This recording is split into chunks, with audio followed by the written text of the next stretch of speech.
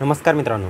महाराष्ट्राच्या बऱ्याचशा जिल्ह्यांमध्ये पीक विम्याचं वाटप सुरू झालेलं आहे. त्यामध्ये यवतमाळ असेल, छत्रपती संभाजीनगर असेल व त्याचबरोबर बाकी याचे 2-3 जिल्हे आहेत. त्याचबरोबर बुलढाणा जिल्ह्यामध्ये देखील खरीप व रब्बी या दोन्ही पिकांचं एकंदरीत वाटप हे सुरू झालेलं आहे. यामध्ये मेनली पाहायला गेलं तर बघा 2023चा रब्बीचा पीक विमा हरभऱ्याचा 4,324 रुपये हा शेतकऱ्यांच्या खात्यावर जमा व्हायला सुरुवात झालेली आहे. त्याचबरोबर मित्रांनो खरीप 2024चा पीक विमा देखील शेतकऱ्यांच्या खात्यावर जमा व्हायला सुरुवात झाली. तर यामध्ये बघा बरेचसे गावं पेंडिंगमध्ये राहिलेले आहेत. यामध्ये बुलढाण्यातले जवळपास पाहायला गेलं तर 222च्या आसपास गावं आहेत. ह्यांना रक्कम ही शेतकऱ्यांच्या खात्यावर जमा व्हायलाही सुरुवात झालेली आहे. यामध्ये बघा खरीप 2024चा कुणाला 6,000, कुणाला 7,000, कुणाला 7,225, 7,250 असा थोडं कमी जास्त 100-200 इकडं तिकडं एवढी रक्कम जमा व्हायलाही सुरुवात झालेली आहे. कालपासून काल डेट होती बघा 30 मार्च. जवळपास बऱ्याचशा जिल्ह्यांना 31 मार्चच्या अगोदर रक्कम वाटप सुरू झालेली आहे. कारण 31 मार्चमध्ये फायनान्शियल इयर जे आपलं असतं ते संपतं. त्या अगोदर गव्हर्नमेंटला त्यांचा मागचा जेवढा डाटा आहे तेवढा क्लिअर करावा लागतो. तर ह्यामध्ये बऱ्याचशा जिल्ह्यांना वाटप सुरू झालेलं आहे. रक्कम देखील शेतकऱ्यांच्या खात्यावर प्राप्त व्हायला सुरू झालेली आहे. तर बघा बुलढाणाबरोबरच आता पेंडिंगमध्ये राहिलेले जिल्हे बघा. आता त्यामध्ये अजून परभणी राहिला आहे, नांदेड राहिला आहे, हिंगोली राहिला आहे, त्याचबरोबर पुणे जिल्हा, सोलापूर जिल्हा एवढे जिल्हे आता सध्या पेंडिंगमध्ये आहेत. व विदर्भातलं पाहायला गेलं तर अकोला व अमरावती ह्या 2 जिल्ह्यांना देखील अद्याप वाटप झालेलं नाही. यवतमाळला झालं आहे पण पीक विमा त्यांना जवळपास 10%च भेटला आहे. म्हणजे 2,000, 1,500, 2200, 2300, 2500 असाच पीक विमा त्यांच्या खात्यावर जमा झाला आहे. तर बघा आता बुलढाण्यामध्ये कुठले गावं आहेत जे पात्र आहेत, आज उद्या रक्कम मिळणार आहे व कुणाला भेटली आहे, एवढे सगळं गावं मी या व्हिडिओमध्ये कव्हर करणार आहे. त्याचबरोबर होतील तेवढे मॅक्झिमम गावं कव्हर करतो, 100-150 जे काय आहेत ते. त्याचबरोबर या व्हिडिओमध्ये जेवढे होतील तेवढे कव्हर करता येतील, नाही झाले ते पुढच्या व्हिडिओमध्ये करण्यात येतील. तर चला एक एक करून आपण ते गावं जाणून घेऊया. पण त्या अगोदर जर तुम्ही चॅनलवर नवीन असाल तर माझं नाव आहे सम्राट आणि स्वागत आहे तुमचं शेतकरी सम्राट यूट्यूब चॅनलवर. तर चॅनलला लाईक, सबस्क्राईब व शेअर केलं नसेल तेही करून घ्या. व माझ्या डाव्या साईडला बेल आयकनचा जो घंटा म्हणजे बटन दिसतंय त्याला देखील दाबा, म्हणजे तुम्हाला सर्वात फास्ट अपडेट भेटून जाईल. तर आपण व्हिडिओला सुरुवात करूया. तर बघा मित्रांनो ह्यामध्ये आपल्याला फक्त सध्या अद्याप तालुक्यातल्या जेवढे तालुके आहेत त्या तालुक्यातल्या जास्त प्रमाणात गावांचा डाटा आपल्याकडे अद्याप आलेला नाही. म्हणजे मागच्या व्हिडिओमध्ये तुम्ही पाहिलं असेल की सर्व जेवढी रक्कम प्राप्त झाली तेवढ्या गावांचा डाटा व यादी आपल्याकडे होती व शेतकरी संख्या व रक्कम सर्व आपल्याकडे होतं. म्हणजे शेतकऱ्यांना कुठून किती रक्कम भेटली आहे, कोणत्या पिकासाठी इथपर्यंत डाटा होता.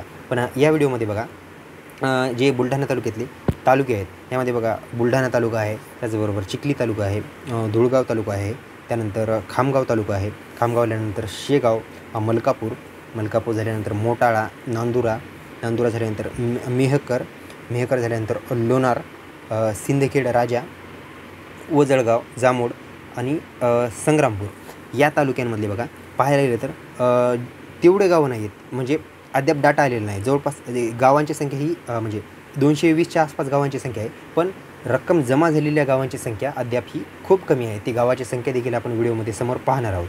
तर यामध्ये बघा मी जेवढे आता तुम्हाला हे तालुके सांगितले, आता हे बुलढाणा तालुक्यातले जवळपास आता बुलढाण्यातले बघा मेन बुलढाणा गाव, तालुका, जिल्हा ह्याच्यामधले जवळपास 79 गावं बुलढाण्यातली सध्या प्राप्त आहेत व त्याच्यापैकी जवळपास 13च गावांना सध्या रक्कम खात्यावर जमा झालेली आहे. त्यानंतर चिखली तालुक्यातले बघा चिखली तालुक्यातले 101 गावं आहेत आणि 101 पैकी अद्याप 43 गावांना रक्कम ही गव्हर्नमेंटने ऑफिशियली हे केलेली आहे. यामध्ये काही शेतकऱ्यांना रक्कम कमी जास्त असं होऊ शकतं. त्याचबरोबर खामगावमध्ये 33 गावं आहेत पात्र व जवळपास खामगाव व शेगाव मिळून 151 गावं पात्र आहेत व रक्कम दोन्हीची मिळून 53 गावांना हे 33 व तिकडचे 53 गावांना एकंदरीत मिळून रक्कम ही शेतकऱ्यांच्या खात्यावर जमा व्हायला सुरुवात झालेली आहे. त्यानंतर नांदुरा तालुका, मेहकर तालुका, नांदुऱ्यातले 71 गावं आहेत पात्र, त्याच्यापैकी फक्त 15 गावांना वाटप सुरू झालेलं आहे.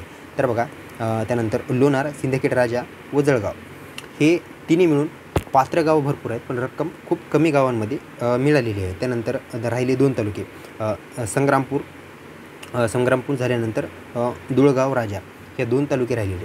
ह्याच्यामध्ये बघा 153 गावं आहेत म्हणजे दोन्हीची मिळून पात्र व रक्कम फक्त अद्याप पाहायला गेलं तर 7 ते 8 गावामध्येच रक्कम ही रब्बी व खरीप दोन्हीची मिळून रक्कम खात्यावर प्राप्त झालेली आहे. कुणाची 4,000 व खरीपची 6,000, 7,000 अशी रक्कम शेतकऱ्यांच्या खात्यावर जमा झालेली आहे. काही जण म्हणतील आमच्या खात्यावर रक्कम अद्याप जमा झालेली नाही, चिंता करू नका, आज उद्या ती देखील रक्कम जमा होऊन जाईल. तर बघा म्हणजे सध्या अपडेट खूप कमी गावांना वाटप झालेलं आहे. यामध्ये उद्या परवा जर जास्त गावांना वाटप होईल त्याच्या संदर्भात देखील तुम्हाला सविस्तर व्हिडिओ घेऊन आणेलच मी.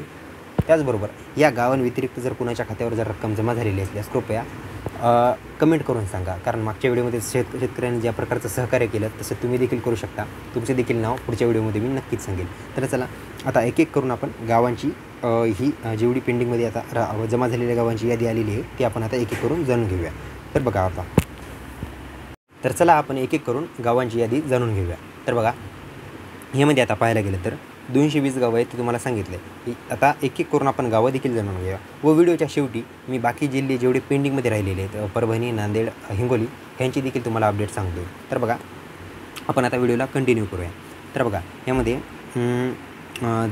जाम गाव आहे, त्यानंतर बोडेगाव आहे, बोडेगावनंतर मोंडाळा, साटगाव म्हसाळा, त्यानंतर सावली, रुईखेड, भाडगावनंतर मोहोज झाल्यानंतर पिंपळगाव पिंपळगाव सराई झाल्यानंतर रायपूर, शिरूरपूर, त्यानंतर पांगरी झाल्यानंतर केसापूर, दुधा झाल्यानंतर धाड, टाकळी, डोमरूळ झाल्यानंतर धामणगाव झाल्यानंतर वारूळ, मरसूळ, शेकापूर. तर बघा, तुम्हाला मी या अगोदर देखील सांगितले की एकाच नावाचे 2-2 गावं असू शकतात वेगवेगळ्या जिल्ह्यांमध्ये. यामध्ये पाहायला गेलं तर बघा, हे अटखळ व टाकळी हे 2 गावं बाकी जिल्ह्यांमध्ये देखील आहेत. तर तुम्ही थोडं हे करा. त्यानंतर बघा, जानुना, गुमणी, त्यानंतर माड झाल्यानंतर इजालपूर, अटकळ, जामाठी, दीपूर, झरी, दहीड, बुद्रुक, त्यानंतर पाडळी, उमाळा, आंबोडा, त्यानंतर माळवंडी झाल्यानंतर मोहोज, उमरखेड झाल्यानंतर माटाळा, शिंदखेड, केसापूर झाल्यानंतर शिरपूर, त्यानंतर नादरकोळी, सिमिलपूर, हटकेळी, त्यानंतर पोखरी झाल्यानंतर सावाळा, बुलढाणा तालुका व गाव एकच, त्यानंतर बोरखेड, पालढग, गाव्हारी, वरवंड. तर बघा, ही मेन गाव आहे. आता ह्यामध्ये रक्कम शेतकरी संख्या व रक्कम जास्त प्रमाणात होती म्हणून मी तेवढीच गावं सांगितली. आता बघा, आता ह्याच्यात पाहायला गेलं तर अजून बरीचशी मोठी यादी आहे, शेतकरी संख्या देखील मोठी आहे. जशी आता आपण ह्यानंतर जसं वाटप सुरू होईल, आता एवढी जी मी गावं सांगितली त्यामध्ये जवळपास 20 ते 30% शेतकऱ्यांना रक्कम त्यांच्या खात्यावर आलेली आहे.